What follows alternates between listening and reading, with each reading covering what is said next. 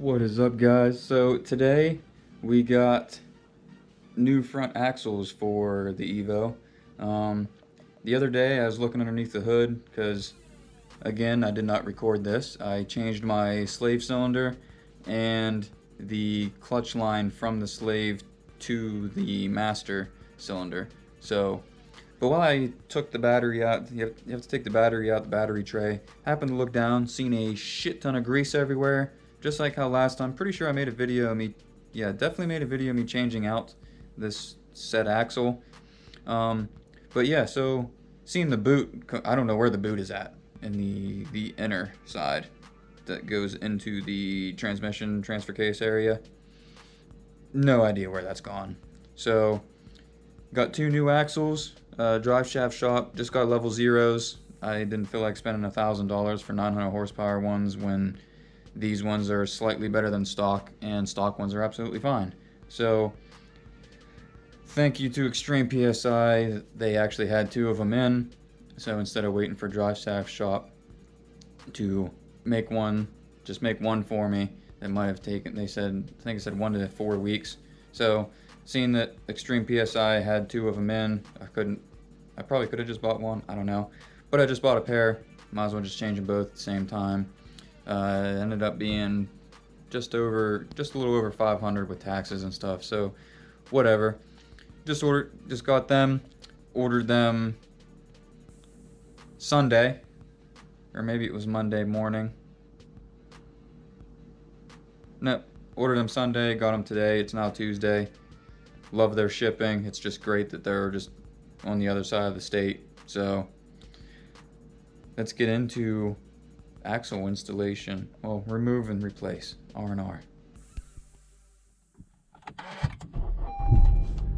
First things first, I forgot that I don't have any gloves. So gotta go in town and get some latex gloves or nitro, whatever ones I got. Old AutoZone's pretty much wore out of gloves.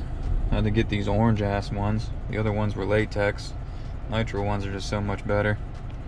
So yeah, definitely be able to see my hands the entire time. Alright guys, so haven't done anything yet.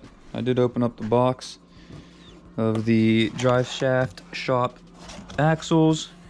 I'm assuming this is labeled. Yeah, it says long. Not sure which ones. Yeah, it's obviously shorter and longer. Not sure which side gets which one. Obviously I can figure that out rather quickly. But yeah, these are the drive shaft shop level 0 front ones for the Evo 9. Pretty sure it's the same for 7, 8s, and 9s, I think. So don't quote me on that, but I'm almost positive they are. And yeah, we'll get in on this install. Shouldn't be hard. I mean, they're just axles. The hardest part will be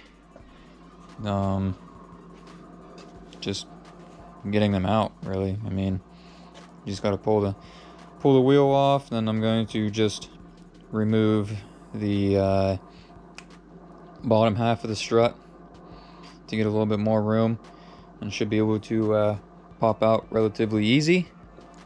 And I don't have a whole lot of trans fluid, so hopefully I don't leak too much out. At least it should be either trans or T. I got a lot of T-case fluid, don't have a lot of trans fluid. I don't remember which one it's going to leak out of, but so I'll just have to obviously check them both after the install. Pretty sure it might be T-case. I don't know. But I have to change the T-case and trans fluid anyway here soon. I just did the rear diff. So shouldn't be hard to do. And also, slight little teaser, should be going on a Mexico trip here sometime soon against this CTSV. He parks it at my place because his house doesn't have the best of parking. It's pretty much street parking. So I don't blame him for wanting to park it here. I don't mind it. I got a ton of space. But his is, as far as I know, it's intake exhaust, and I'm not sure if it's tuned or not, but I know they make what, I think 550 from the factory at the crank, so give or take 500 wheel. So we'll see what a V8 and a screwy boy versus a 2-liter spoly boy. So see what that entails. So anyway, let's get started on this install.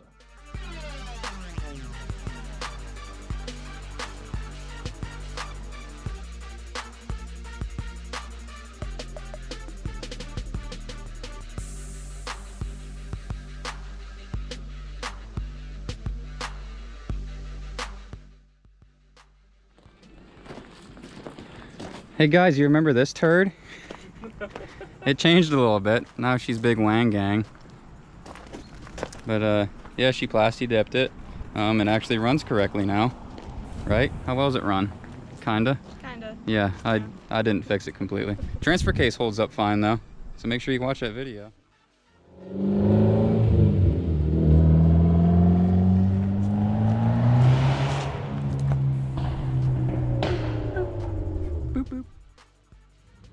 Alright guys, so what I did was removed the spacer that I had here, took the axle nut off, or axle nut, whatever you want to call it, and then removed the coilover bolts, the strut bolts, and as you can see, the boot's gone.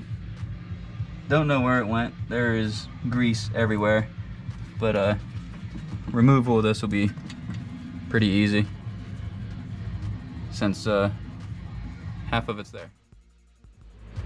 Got the driver's side done.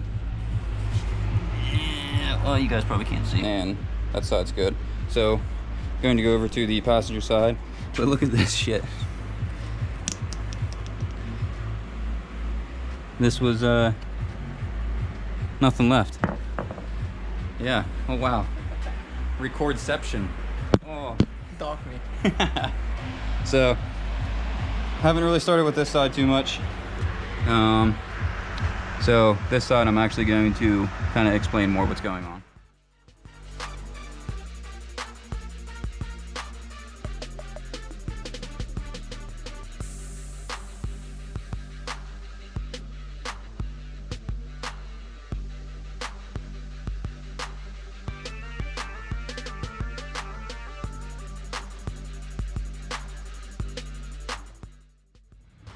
Alright guys, so the passenger side is definitely more of a bitch. Go under here, show you what was going on. Lost a shit ton of fluid. But you can do this with the downpipe on.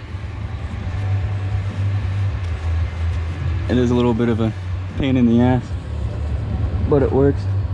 What you have to do, I had a screwdriver up in this corner.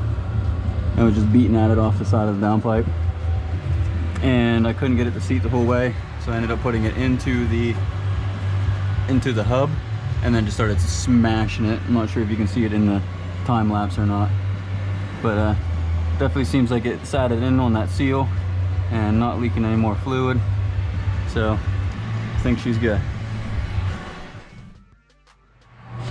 All right, so what I'm gonna do next, after we get a little bit more light back here, we'll be putting the strut back on to the hub. Alright guys, so I wanted to get a little bit more some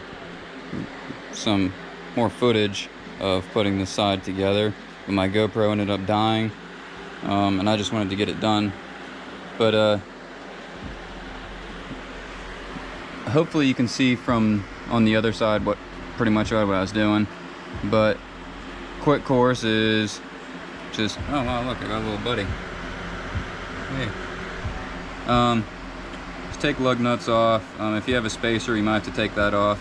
Take the cotter key out, axle nut out, and then remove the lower strut yeah, the lower strut for your coilovers or your springs, whatever you got. I